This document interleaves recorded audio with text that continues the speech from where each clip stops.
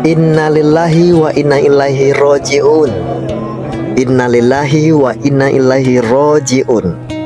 Innalillahi wa inna ilaihi roji'un. Kembali kita berduka, telah berpulang ke rahmatullah dai dan mantan pendeta Ustadz Dr. Haji Muhammad Yahya Yopi Waloni SH MTH di usia 55 tahun.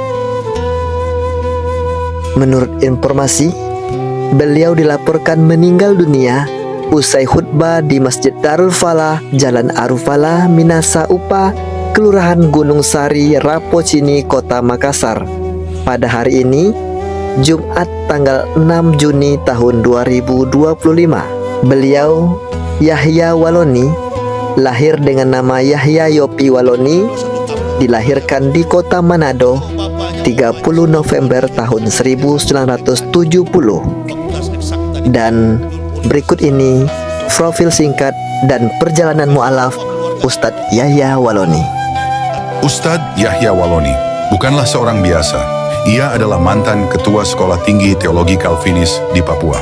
Seorang pendeta yang telah mengabdi selama bertahun-tahun, mengajar, membimbing, bahkan melahirkan banyak calon pendeta di wilayah timur Indonesia.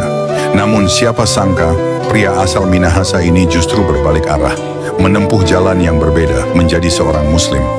Pencarian kebenaran bermula saat ia mendalami ilmu perbandingan agama. Sebagai seorang teolog, Yahya tak puas hanya memahami agama Kristen.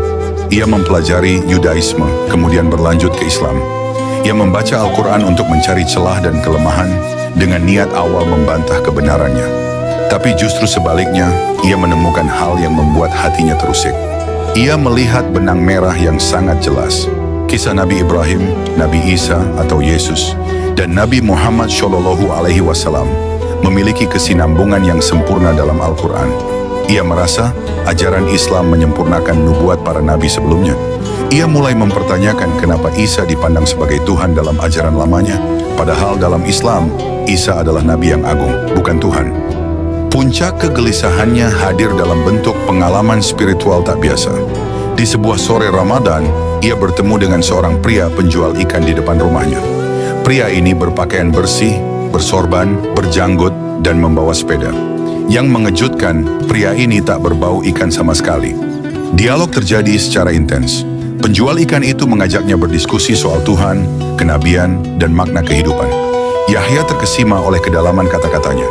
Istrinya bahkan sempat menyangka ia berbicara sendiri, karena sosok itu seperti tidak terlihat oleh orang lain. Pertemuan dengan penjual ikan terjadi 3 kali dalam 3 hari berturut-turut. Pada pertemuan terakhir, pria itu memberinya selembar kertas bertuliskan ayat-ayat Al-Quran.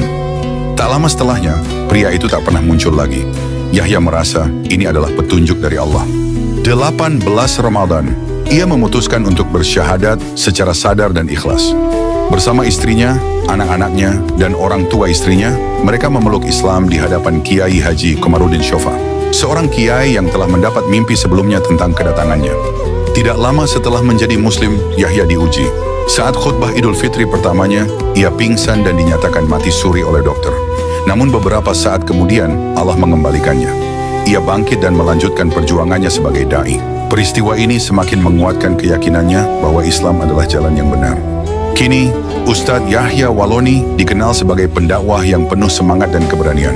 Ia mengisahkan kisah hijrahnya bukan untuk kesan dramatis, tapi sebagai pelajaran hidup dan bukti nyata bahwa hidayah Tuhan bisa datang dari jalan mana saja, bahkan kepada seorang pendeta sekalipun. Allahu Akbar. Selamat jalan Ustadz.